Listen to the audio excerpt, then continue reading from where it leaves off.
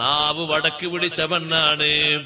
ഭർത്താവിനോട് തട്ടിക്കയറി സംസാരിച്ച് എന്നും ആ സംസാരത്തിന്റെ വിഷമം കൊണ്ട് അങ്ങനെ തീ തുപ്പുന്ന രൂപത്തിലാണ് ഭർത്താവ് ഉറങ്ങുന്നത്. ശാരീരിക സുഖങ്ങളൊക്കെ കിട്ടുന്നുണ്ടെങ്കിലും ഭക്ഷ്യവസ്തുക്കളൊക്കെ സമയത്ത് കിട്ടുന്നുണ്ടെങ്കിലും നാവ് സഹിക്കൂല. നാവെടുത്താൽ വെറുപ്പുളവാക്കുന്ന വാക്കുകൾ പറയും.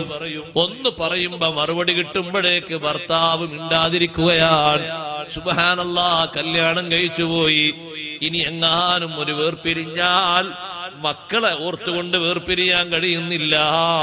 പക്ഷേ ഇതിന്റെ നാവ് വളരെ മോശമാണ്.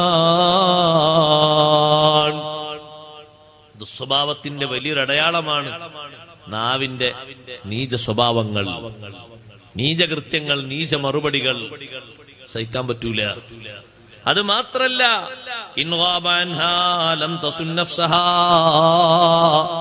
ഭർത്താവ് പോയാൽ സ്വന്തം ശരീരം സൂക്ഷിക്കൂല. ആർക്കും കയറി വരാം, ആരോടും സംസാരിക്കാം, ആർക്കും ആ വീട്ടിൽ വന്ന് സംസാരിക്കാം, വേണ്ട രൂപത്തിൽ ആ വീട്ടിൽ വന്ന് ഫോട്ടോ എടുക്കാം, ദർശന സ്പർശനങ്ങൾ നടത്താം. സ്വന്തം ശരീരത്തിന് സുരക്ഷിതത്വമുണ്ടോ? ഇല്ല. അദ്ദേഹം പോയി തിരിച്ചു വരുമ്പോഴേക്ക് ബന്ധങ്ങളായി ആ പെണ്ണിന് ധാരാളം ബന്ധങ്ങളാണ്.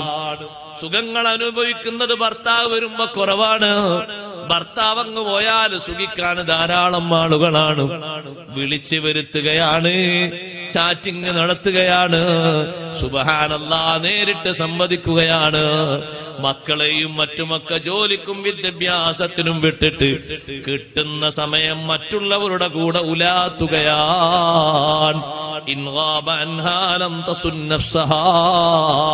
ഭർത്താവ് അപ്രത്യക്ഷനായാൽ സ്വന്തം ശരീരത്തെ കാത്തു സൂക്ഷിക്കാത്ത പെണ്ണാണ്. വീട്ടിലെത്തിയാലോ പോകുന്നത് വരെ നാവുകൊണ്ട് ശല്യം ചെയ്യും. പറയാൻ പറ്റാത്തതൊക്കെ പറയും. ഭർത്താവിന്റെ കുറ്റങ്ങൾ എണ്ണി എണ്ണി പറയും. എന്താ അങ്ങനെ പറയാനുള്ള കാരണം?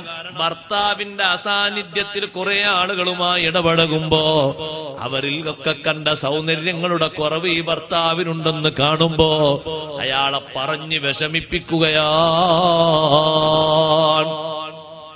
സുബ്ഹാനല്ലാഹ്, വിഷമം തീരൂല.